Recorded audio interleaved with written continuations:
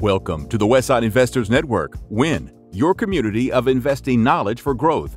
This is the Real Estate Professionals Investing Podcast for real estate professionals by real estate professionals. This show is focused on the next step in your career, investing. Thank you for listening, and please, if you like our content, rate us on your podcast provider. And now, your hosts, AJ and Chris Shepard. Today, we've got Arie Van Gemeren on the podcast with us. He's the founder of Lombard Equities Group after moving on from venture capital. We're going to talk about syndication and how real estate is the better investment.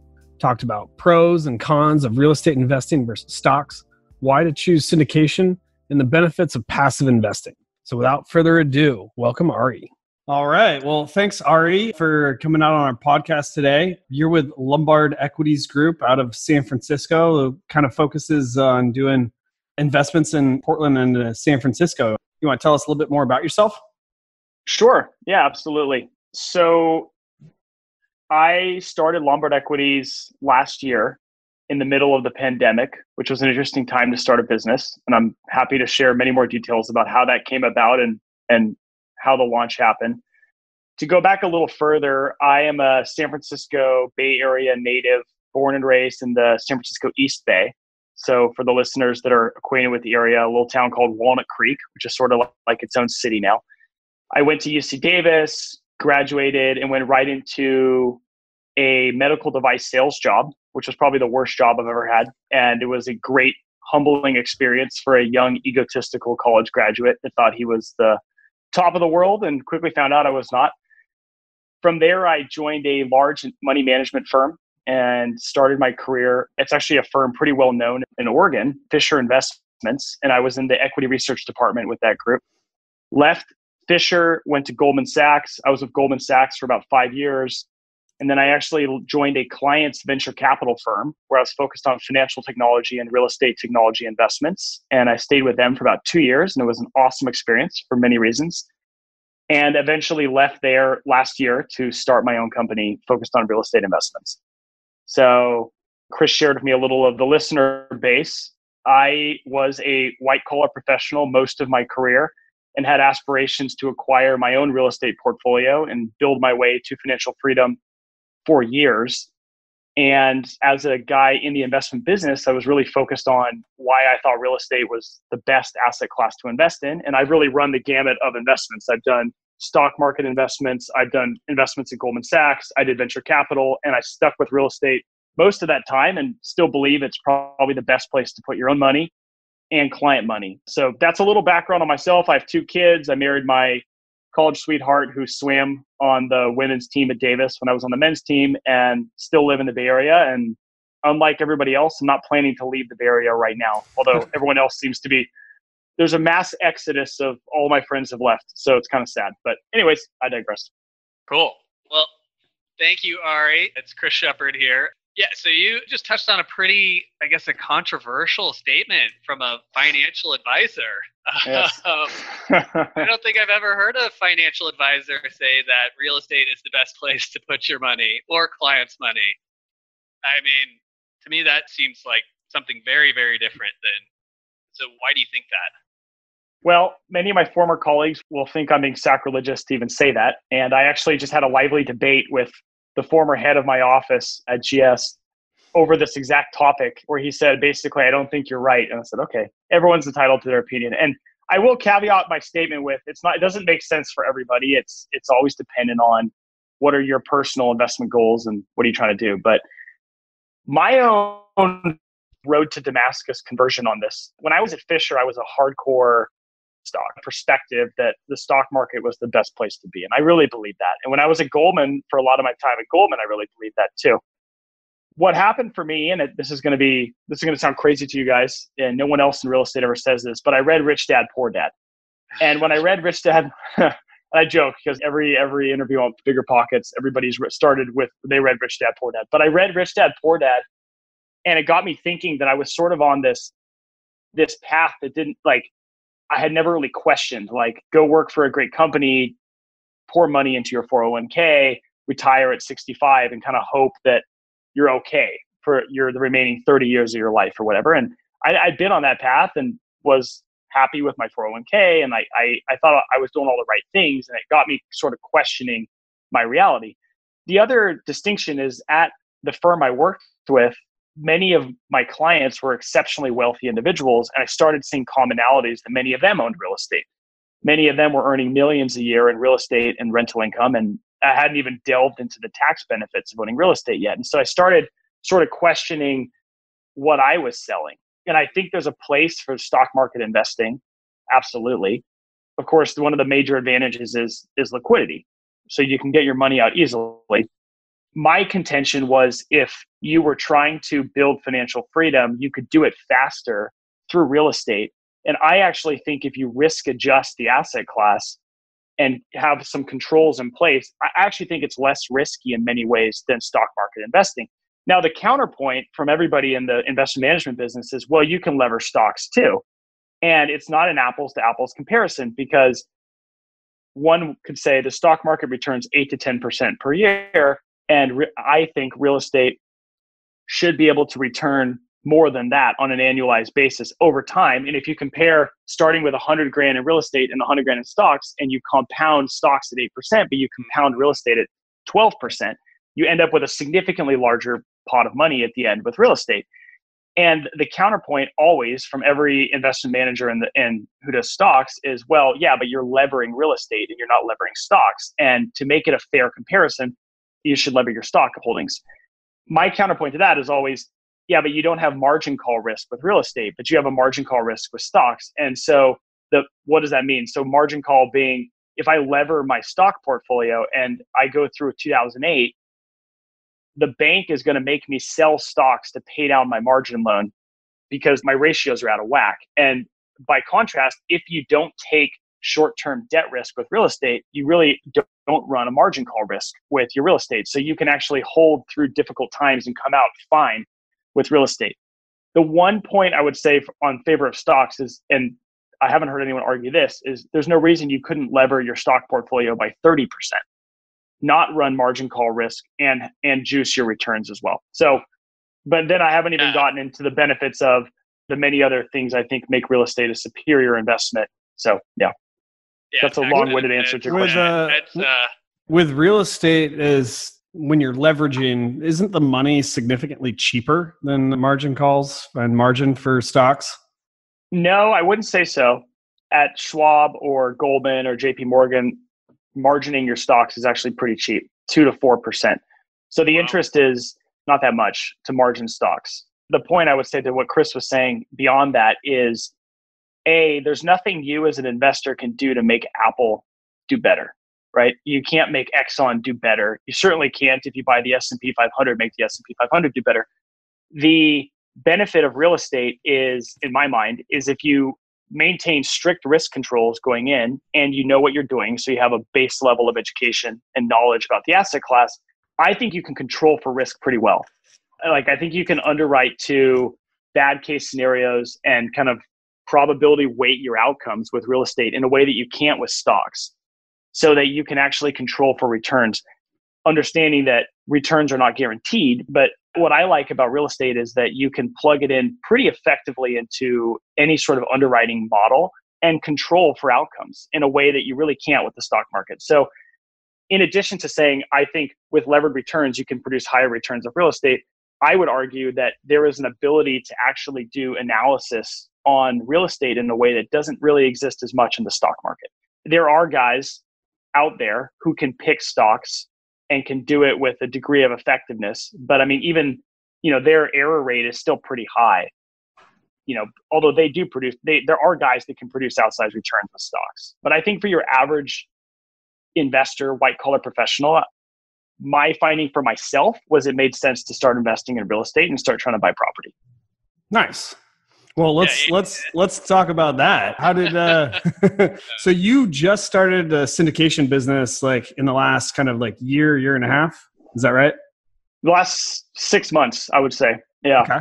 So I had heard about syndication for years, and there's this odd phenomenon in which I don't know how to explain it, but in real estate specifically, there's this strange thing I've noticed over the years that it's the one industry that seems to attract all these seminars and conferences that you pay money for, and you go and you learn how to do stuff. And the thing that seems to be interesting right now for a lot of these guys is pitching the idea of being a syndicator. Like, oh, become a syndicator, start syndicating money, doing it this way.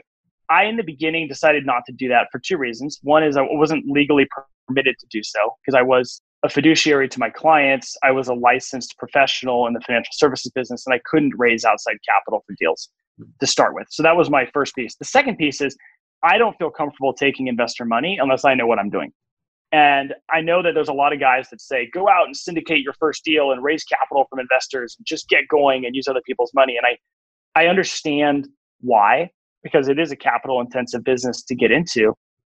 I personally wasn't comfortable doing that until I had taken my lumps with my own investments and really kind of learned the game from the ground up, running with my own money. So my first deal several years back, I bought a 5-unit building in Portland, which is how I came to meet you guys as well. And I wanted to just get started with the business and do it with my own money and really learn. And I've taken a lot of lumps on that first property.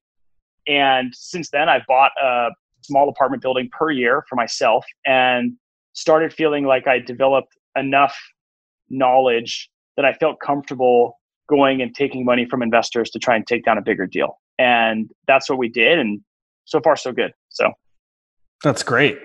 So maybe kind of for our listeners too, what made you decide on Portland, or how did you decide that that was a market you wanted to get into? Because you're in San Francisco. Yeah. So I first looked at investing here, of course, because I'm local, and it was easier for me to look here. So if you can, like, investing locally is the best, right? Because you can go physically touch it, you can go see it. Yeah. I wanted to invest locally. I'll say that. And so my first deal before the 5-plex in Portland was a 4-plex in Oakland that I looked at, and I was actually in contract on. And it was an interesting experience. I would say, first of all, the San Francisco Bay Area is a much more difficult market, I think, to invest in than Portland for a lot of reasons, which I'm happy to go into. People make a ton of money here. It's not like you can't make money in the SF Bay Area. It just takes a higher level of knowledge to get around some of the local issues. So my first deal was a 4-plex here in Oakland. And I remember distinctly that one of the 4 units was occupied by an 88-year-old woman who was on rent control, who was paying like $700 a month for a 2-unit apartment that should have been renting for like $2,600 a month in Oakland. And I remember this distinct feeling. I was at Goldman at the time. I remember this distinct feeling of my business plan was like waiting for her to pass away, basically, because there's nothing you can do to the tenant. And I just felt like that wasn't really the business I wanted to be in, of like just kind of hoping for someone to move along, right? And the other thing was, given my line of work, I didn't want to be in a position where I would end up on the front page of any kind of newspaper for messing with any tenants either. So I just said, you know what, this tenant has outlived the last 3 owners. I'm not sure I'm going to make this deal work. So I'm going to move on from this and look elsewhere. So I actually dropped out of that deal.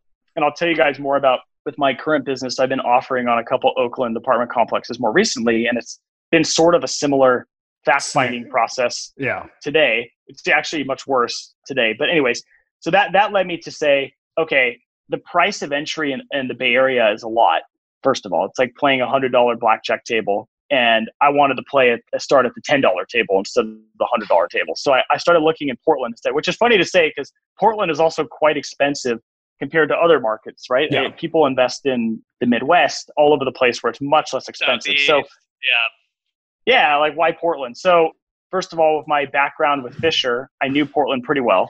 I'd already kind of seen the growth story taking place, seen that it was a top location for in-migration across the West Coast. There's a great graphic one of the firms up there has, that the adjusted cost of living in Portland is way less than all the other major West Coast cities. So even in a time like now with the pandemic, and despite the rioting and all the stuff going on, I still felt like Portland was always going to be an attractive place to go because it's on the West Coast. It has good employment opportunities. It's a 1-hour flight to San Francisco, to Seattle, to Los Angeles. It's easy to get everywhere. So I like the demographic equation. We had a lot of family, so more locally, Portland is sort of local for me. We have a lot of family in town. My wife has a lot of family up there, so we spent a lot of time in Portland. And I would say, third of all, Portland had some factors that I liked, like supply constraint, for example. So the top neighborhoods are constrained by geographic boundaries like rivers, mountains. So if you want to buy in the Northwest or in the Pearl District, they really can't expand out anywhere, right? So your inventory is a little bit stable. There's new development and there's so many things happening, but I liked that the city couldn't just sprawl in every direction. So I felt like in the long run, if you're a property owner in Portland, you're gonna do well because you have in-migration, you have a city that I would say, notwithstanding the recent summer riots, is still going to be an attractive place for businesses and people to go, and a constraint, sort of an artificial and geographic constraint on growth, which made me like Portland. And then you talked about the urban growth boundary in all the cities in Oregon for our artificial constraints. Yeah, artificial. Yeah. I mean, I guess kind of what I'm hearing is like, you've really done your homework. Like this is like a very in-depth analysis and, really like drilled down and figured out like what you like about it and what you don't. And that's what's super impressive, I think. Yeah. I mean, I don't want to overplay myself. I mean, I think when I first made an investment, I knew the Bay Area and I knew Portland, and I felt like I could do Portland. And over time, I've been studying the city. I kind of take this line from Grant Cardone, who said he likes to invest in larger, more progressive type cities from a politics perspective. And one of his reasons why is a lot of the policies that the city passes are actually perversely in the benefit of landowners, right? So, for example, rent control, right? I mean, Portland has a rent control regime, which I would say is pretty lightweight compared to the Bay Area. But the end effect of rent control in the Bay Area has been skyrocketing rental costs for tenants, right? So it's actually sort of hurt tenants, but perversely, that's to the benefit of landlords over time because your asset is actually worth more. Or like I would point to affordable housing measures. I think we need more affordable housing. I think that's a great strategy. But one of the negative effects of it is it reduces development. And if you reduce development, you reduce supply, which increases the rental cost that tenants have to pay at the end of the day, which still benefits landlords. So I think a lot of right-leaning investors, to not really to dig into politics too much, but what I've seen from raising capital for deals in Portland is big family offices are sort of hesitant to invest in Portland or in Oakland or in San Francisco. And one of their reasoning is, well, you guys' politics are crazy, right? And I always say, okay, but I think that actually it's the landlord's benefit, and here's why. And they're always like, oh, interesting. Okay, I see what you're saying. Because beyond the urban, boundary that you mentioned, Chris, there's like artificial constraints all over the place, all over the city to development, which is good if you're a landowner in the city. It's not great if I'm a tenant trying to find a place. And so I think there's got to be some lines between how they think about it to actually try to help tenants. But as an investor, I look at it and I say that's actually kind of works. So yeah, the city of Portland has for the past like 10 years, this is a housing state of emergency, but they haven't really created that many affordable units. Right. So well, I'll tell you from looking at many times adding units to properties I own, they make it really expensive to add units. I mean, it's not easy for me to add units. I have extra space. I mean, you guys know, you guys manage all these buildings. Like I have extra space in all these buildings to add units, but it's like at least $25,000 in city fees per unit to add a unit. I would love to add units, and then we would ease the housing, but it doesn't make economic sense. They make it really hard to do it, which is perversely is good if you already own land. So those are kind of the thought processes for why Portland. Yeah, Portland is a great place to invest. Let's dive back into, so, you were working your white collar job, and, first of all, why did you make the move? I mean, you kind of touched on it a little bit, but why did you chase financial freedom instead of the normal 401k, retire at 65? And then how did you make that move? And sure. Why don't you dive into a little bit of the preparation that you took too? Yeah. So I definitely saw, and I started doing the math in Excel, and I saw that there was an escape velocity at which point I would be able to work my white collar job and not have to work my white collar job. And I could see that was pretty achievable. And I would say you don't have to do syndication. I didn't have to do syndication. I'll get into why I decided to do it. But I definitely it's a little bit slower if you're trying to just buy properties for yourself and build. but I definitely think it's feasible for any white collar professional to do their homework, do their math, and build something for themselves, as long as you maintain really rigorous underwriting and you don't BS yourself, right? And so what's the you're saying? Talking about building something in real estate, or like building up your 401k and not investing in real estate? No, I'm talking about investing in real estate. So I stopped giving money to my retirement account years ago because I basically ran the numbers and I said, okay, if I put 100K in my retirement account for sake of discussion, or I put 50K in real estate, and I grow real estate at the rate I think I can grow it at. I think I underwrote to like 12%, maybe annualized 12%. Or I grow my 401k at 8%, which is the stock market kind of long-term return. Called 8 to 10% is usually where people underwrite to. In 30 years, I had more money with real estate than I had in my retirement plan. And so I started saying, well, why am I putting money in a retirement plan?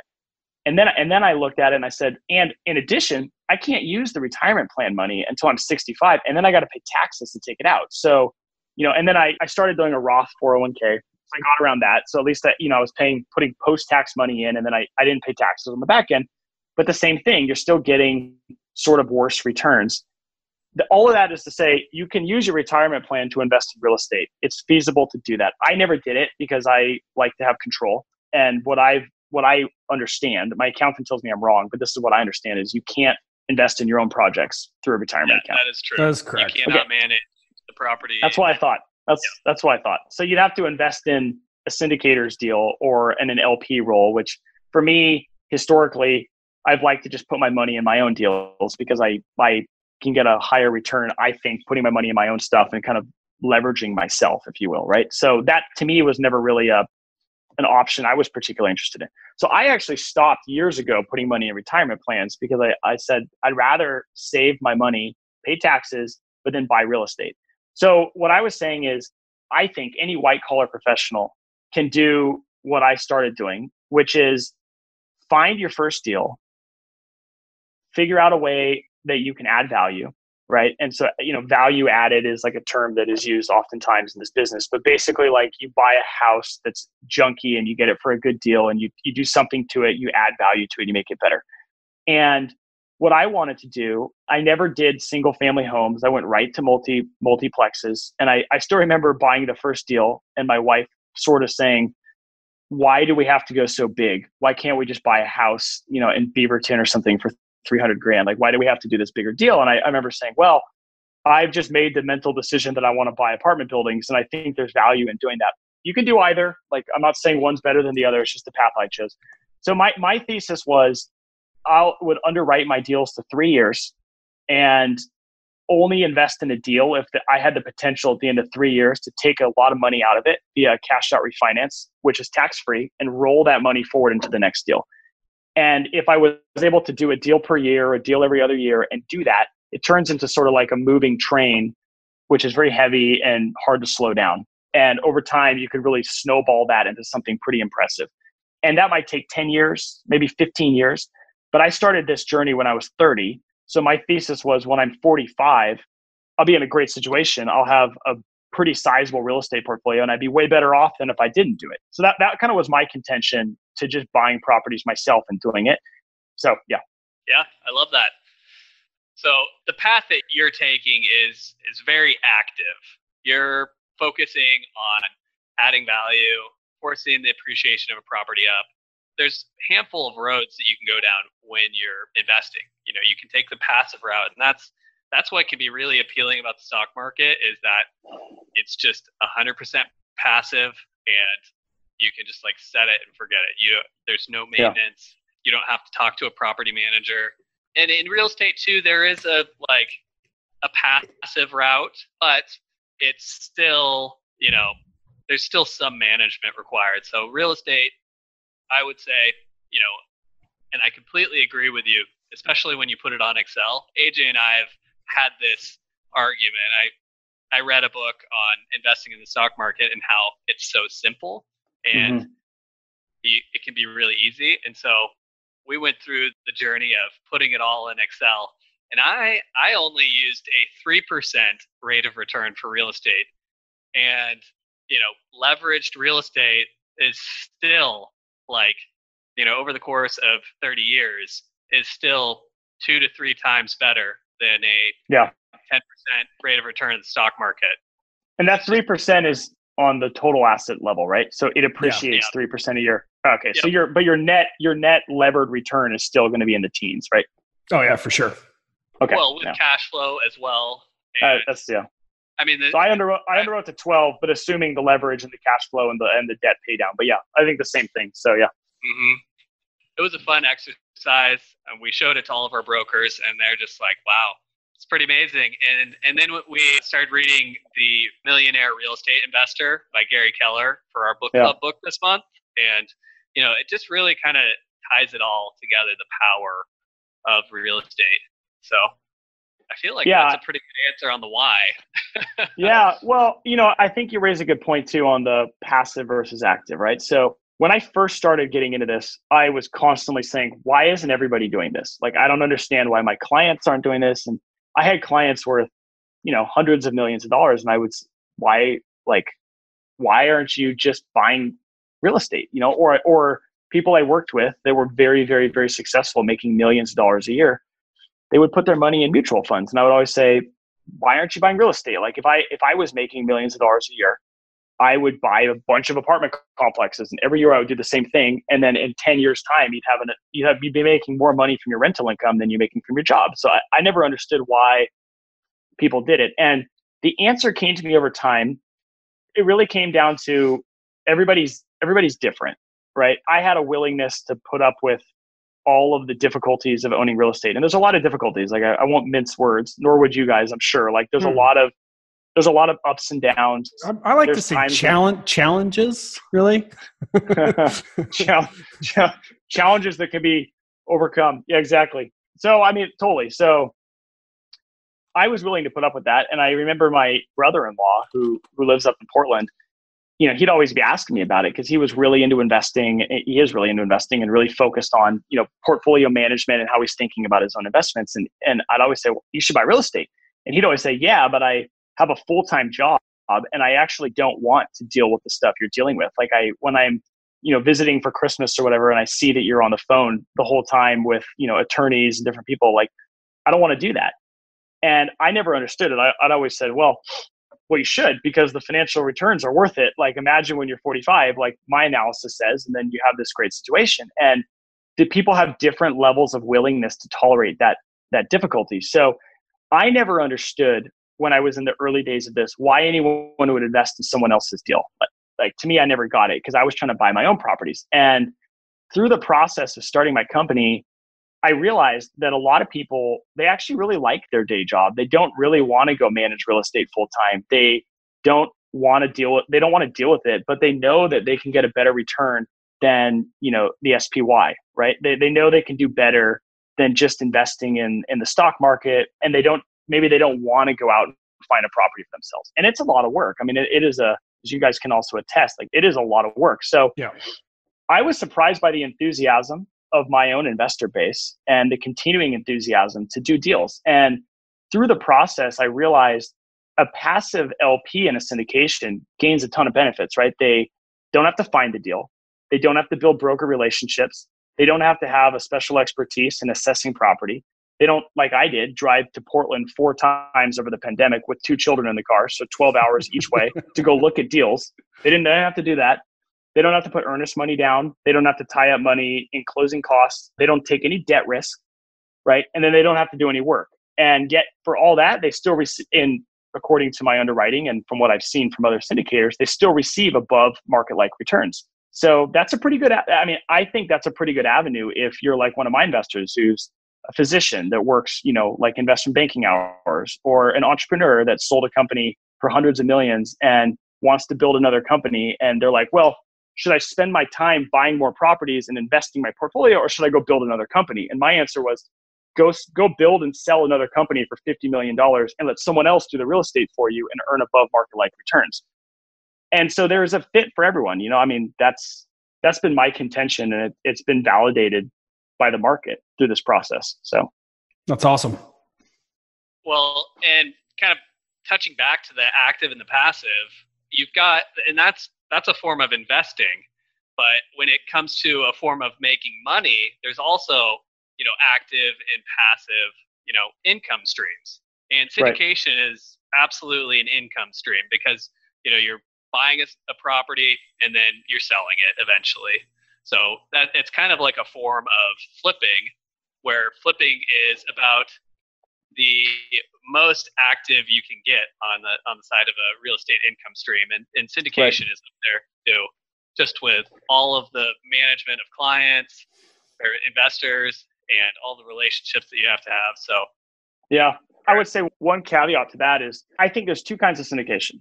I shouldn't even say there's probably many more than that. But what I have seen is either people buy with the intention to sell in 5 years, and that's how everyone gets their cash back.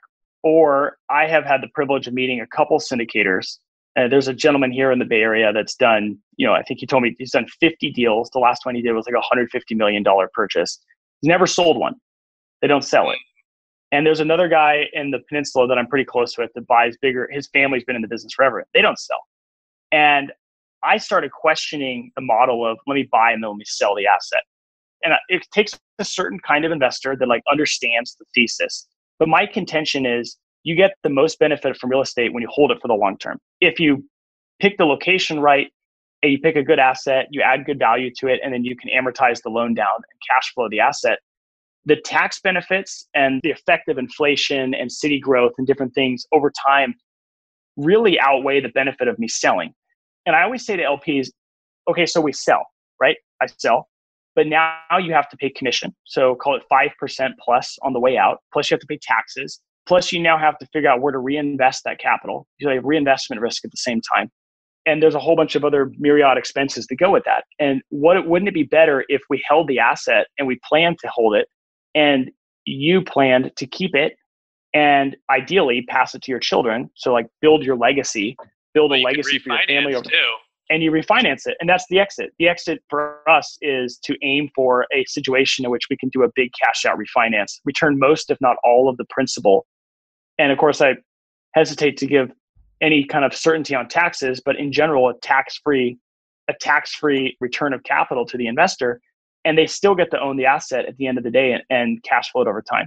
So that's sort of what we have been proposing. And I learned that from a couple of guys that are very successful in the business. And that's the model that we've taken for this. So what are some of the objections that your investors come back with? Well, what if I want to do something else with my money in 5 years? Or are they ever going to be able to get it out if they actually want to? Or so there are ways to get liquidity from an investment in a private partnership. The first and easiest is come to me or any other member of the management team and say, I want to sell. Yeah. And, we can make an offer to buy the stake. If not that, then other LPs could buy the investor out. If not that, there's third-party private equity groups that take a very active interest in buying. Actually, I remember a Bigger Pockets podcast, this really interesting guy that made a business of just buying LP stakes from real estate partnerships. He would just, in 08 and 09 and 2010, he was going picking and choosing. I mean, of course, every great real estate story starts with, I started buying in 2010, but ours included. Case in point. Actually, I started in 2006, but I started in 2007. I kept buying in 2010. So there's ways. And then I think the long-term, the way I've thought about it is the long-term goal for someone like myself that's building a portfolio of assets and working with great investors that understand the model is some sort of a REIT transaction. So either roll everything into a closed-end REIT or an open-end REIT, or actually if the portfolio achieves a sizable enough scale, have some sort of a private to public arbitrage opportunity to take a large portfolio and roll it into actually a public REIT, which would be kind of the ultimate liquidity event. And I would say, to harken back to my real estate tech VC investing experience, I think other forms of liquidity for real estate investors are around the corner. I think there's some big opportunities with blockchain and tokenization of assets where people are going to be able to get at it. This is going to become a more liquid market over time. And that's interesting. It's probably the biggest and most interesting market in the world. There's a lot of interest in figuring out how to ease liquidity in real estate, tokenize real estate, fractionalize ownership of real estate. I mean, you're already seeing it with some of these companies in SF where, they're buying an ownership in your house for example, and giving you some liquidity in your house. I mean, there are already ways that this is being done. It's coming. I think in the next decade we'll see ways. So, wow, awesome. That's really, really interesting. Yeah, we are getting a little short on time here. So. Okay, sorry, I talk a lot. So, no, it's been great. I think it's super beneficial, and you touch on a lot of different subjects that are wonderful. Yeah. But we've got 4 questions at the end. Chris, should we get started on those? Yeah, let's do that. All right. So the first the first question that we have is, what's one piece of advice you would give your 25-year-old self? Well, I want to say the easy one is start buying real estate earlier. I wish I'd known what I graduated in 2009. I wish I'd known what I know now in 2009. I would have gone out and started buying property. So I have a completely different story. But actually, I'm gonna take a different tack on this and say trust the process. I love the Steve Jobs story of how he took a calligraphy class when he was in college, and that turned into Aries in Portland. Aries, exactly. Thank you for reminding me of the name of the university. I was like, I think it's Reed. But he took that calligraphy class, and like he didn't know how that was going to impact his life and his journey. And I feel like my 20s had a lot of angst about where I was going in life, what I was going to do with my life. Feeling like I had big aspirations and things I wanted to achieve, and not necessarily seeing the path to get there. And, when I was in my mid-20s, getting the job at Goldman was my end-all, be-all aspiration. It was like the end thing. Like, it would have been amazing if I got that job. And I remember at the time I was thinking also, someday I'm gonna take this knowledge I have in investing, and I'm gonna form a registered investment advisory firm, which is basically a big wealth management company. And that's like the best thing I can envision myself doing. And I didn't know anything about real estate. I didn't know where the path was going to take me. And I guess if I had to give feedback, I'd say trust the process and trust that you are on a path to something, and do the best at what you're doing and be the best whatever you are, and just trust that like the right thing will come for you. That would have probably removed a lot of angst for me in my 20s. I like that. Just not necessarily like be content, but just like appreciate where you are and that you're going somewhere you might just not know right now. Exactly. Yeah, exactly. Yeah. You don't know where it's going to go, and you just don't know, and that's okay. I mean, I think it's always good to have a plan and be aspiring for something. I certainly did my whole life and still am to this day.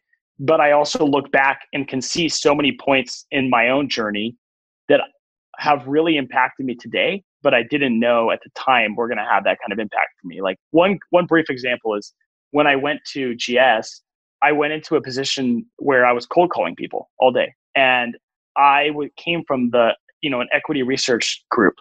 It's kind of like ivory tower approach, where you're really focused on like big macro numbers and listening to CEOs on conference calls, and going to cold calling was kind of brutal. Like, it was like, oh my God, this is hard. And I wouldn't have picked that. Like, it wouldn't have been like my choice to go do a cold calling position and have to cold call, billionaires and very wealthy people and try to get them to talk to me. But in retrospect, it's like the best thing that ever happened for me, because half my investors are these people that I cold called. And like these people, like I have met so many interesting people, and like my ability to pick up a phone and try to get in front of someone I want to talk to, or just get in touch with someone that's very important or very powerful or whatever it may be, like I'm completely uninhibited now. And if I hadn't had that experience, which I didn't even know I was going to have, nor would I have signed up for it in like a logical thinking mindset, I wouldn't be where I am today. And so I look at a lot of the things that have happened, and I'm like, I'm grateful that it happened. And I don't think I could have planned it that way. So that would be my advice would be to relax, stay ambitious, stay hungry, but trust the process. That's awesome. All right. So growing up, what was your first entrepreneurial endeavor? So I'm not your case study of like the guy that set up like a local newspaper or ran like a little business. I walked like a pretty straight line. To quote the great, I don't know if you guys know MJ DeMarco. To quote MJ DeMarco, he wrote Unscripted and The Millionaire Fastlane and a couple other really awesome books, all of which I'd highly recommend. I was living a very scripted life. So I never like jumped off. I thought, and I still think education was extremely important. I was a Division I athlete. I was very like on the straight and narrow focused. And so I would say my most entrepreneurial thing I've ever done was buying my first building, which is probably like my first leap into doing something that was really not on the path that society says you need to follow this path, right? You need to be a good sportsman and get a 4.0 GPA and go to a great university and then get an internship at Goldman and then blah, blah, blah, blah, blah, blah. And that was the first time that I said, I'm not going to do that. I'm going to do something different. So that's my first one.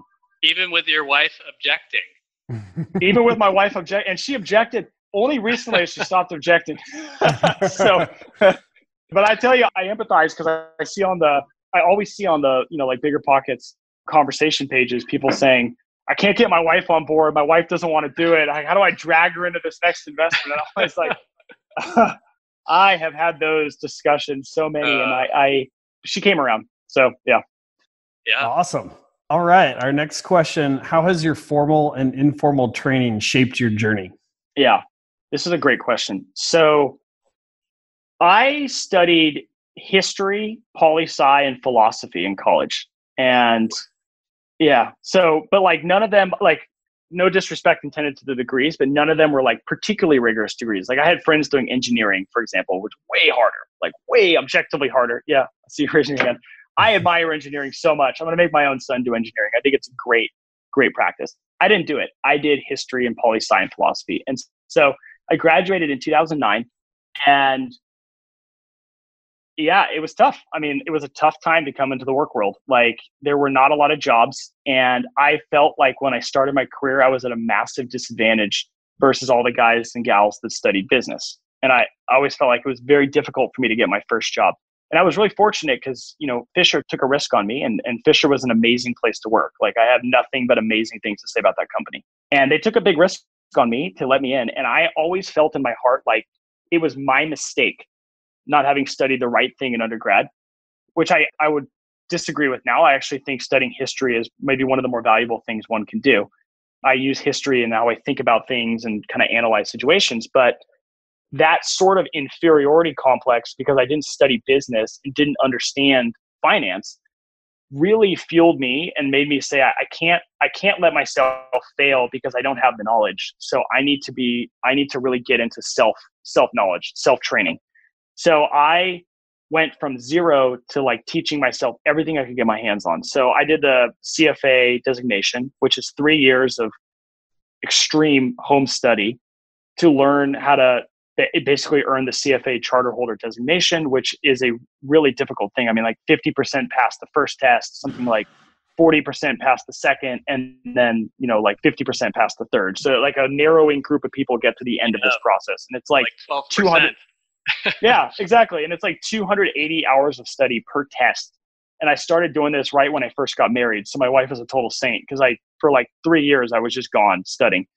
And I remember when I first started, I was like, I didn't know what the time value of money was. Like I had no idea what that concept was. And I remember they were like, this is a foundational concept in finance. And I was like, this is going to be bad because I don't even know what this is. Like I've never heard of this. So that sort of like willingness to self-educate massively shaped my journey. So when I read Rich Dad, Poor Dad, I was already well trained to think I can teach myself anything I want to teach myself if I just make the effort to do it. So I read Rich Dad, Poor Dad, and I was like, there's something here that I didn't get through my formal education. I didn't even get through my informal education, and I need to learn about this. So from then on, I read every real estate book I could get my hands on. Every time I worked out, I listened to a Bigger Pockets podcast.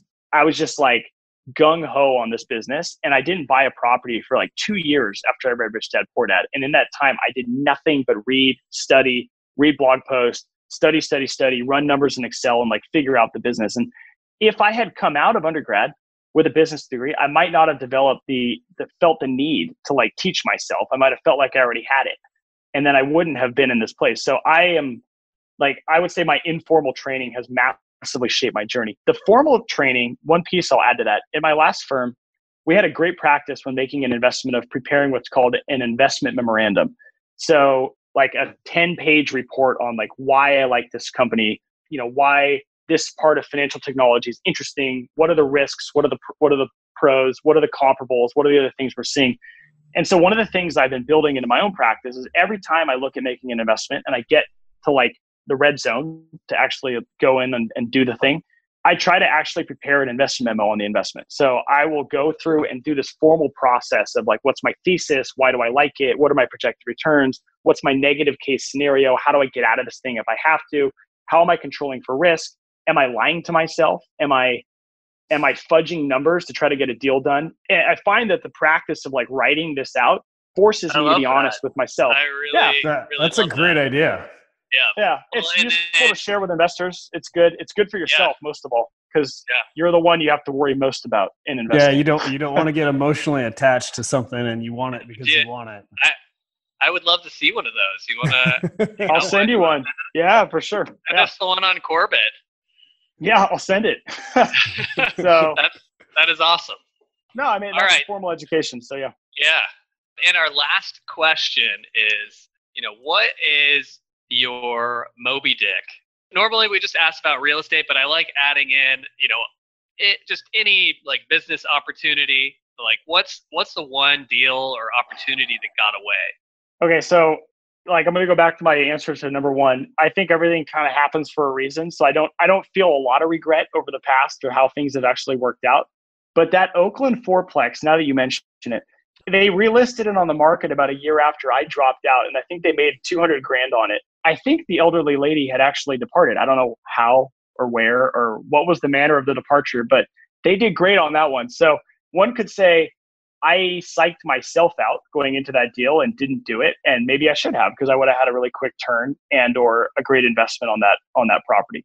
But yeah, other than that, I mean, I haven't been I don't think I've been in the business long enough to say there's like many different opportunities that I should have gone for and I didn't go for.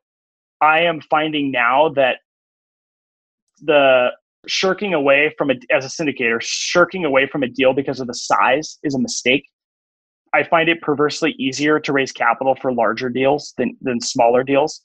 And so not having the fear to go after something and trusting that you can figure it out. My thesis is if it's a good deal, there will be capital somewhere. It's just, it's on a scale of expensiveness, right? So like the most expensive is you give it to someone else, but you can work your way down from that and work out a JV situation with a much larger investor where you take down something together.